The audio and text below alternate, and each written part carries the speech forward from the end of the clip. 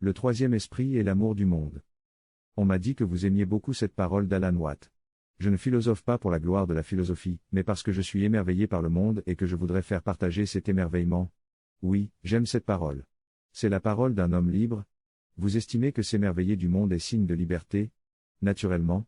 Mais le monde est terrible, dévorant, inhumain. Vous voici en prison? Comment cela? Au contraire. Je manifeste mon sens critique. Je témoigne d'un idéal. Vous trouvez le monde haïssable, invivable? Votre intelligence s'en persuade? Votre cœur le crie? Vous y voici donc contre votre gré? Celui qui est quelque part contre son gré est en prison. Vous ne m'avez pas compris. Le monde m'épouvante, mais je souhaite qu'il change. Je suis peut-être en prison, mais j'ai de l'espérance. Et comment changer le monde, s'il vous plaît? En changeant les hommes? Comment? Par quoi? Par l'amour, monsieur. Uniquement par l'amour. Commencez donc par changer vous-même. Vous me parlez d'amour du fond de votre détestation du monde. Au lieu de trépigner pour ce qui pourrait être, réconciliez-vous donc avec ce qui est. Je ne crois pas à cet amour avec quoi vous rincez votre bouche amère. Considérez le monde tel qu'il est, les hommes tels qu'ils sont. Et, à défaut de l'amour, du moins aimez comprendre. Mais il faut bien faire quelque chose pour le monde. Vous voulez faire quelque chose pour le monde? Oui. Oui. Donnez-lui votre assentiment. Je tiens le cœur pour rien, sans l'intelligence.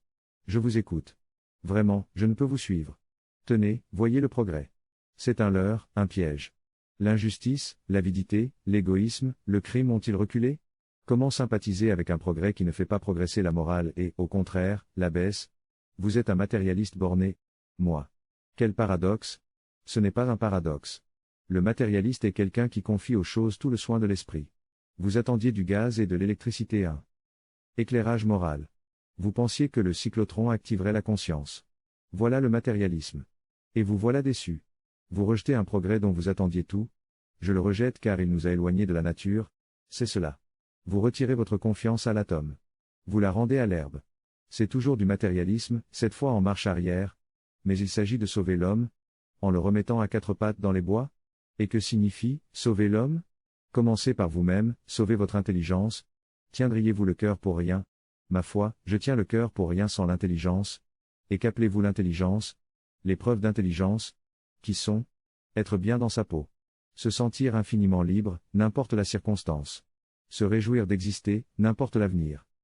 Au-dessus des malheurs comme des bonheurs, je revis, à votre philosophe émerveillé. Je vous disais. Et moi je vous dirais que nous avons engagé la discussion au mauvais niveau. Montons un peu. Mon philosophe parle ainsi, car il a plusieurs esprits. Plusieurs esprits? Écoutez. Je viens de lire une admirable nouvelle de Tchekhov, La steppe. Un petit garçon traverse la steppe dans un convoi de chariots à blé. Il parle avec un vieux roulier. Il lui confie qu'il se rend à l'école. Le roulier répond. Dans une école? Ah. Que la reine des cieux te vienne en aide. Oui, un esprit, c'est bien. Mais deux, c'est encore mieux. Dieu donne à un homme un esprit, à un autre deux, à certains jusqu'à trois. À certains même trois, c'est sûr. Eh bien, je vois, comme le vieux roulier, trois esprits dans l'homme. L'esprit de sa personne. L'esprit du monde. Et un troisième esprit, qui ne tient ni à sa personne ni au monde, qui goûte la vie comme une merveille et la sienne propre comme un miracle. Plus un homme réfléchit avec l'esprit de sa personne, comme vous dites, plus il réfléchit, plus il est malheureux. Voilà la triste vérité. Voilà surtout un mauvais miroir, plein de défauts et de tâches. Le bon miroir est le troisième esprit. Il réfléchit la pure joie d'être, qui est l'essence même de la vie. Oui, c'est ainsi que nous devons entendre la parole de mon philosophe. C'était quelqu'un qui possédait le troisième esprit. L'esprit du bonheur, somme toute? Oh non. Pas exactement. Je vous parle d'un état au-dessus des malheurs comme des bonheurs. Mais ce pot à beurre va vous faire comprendre.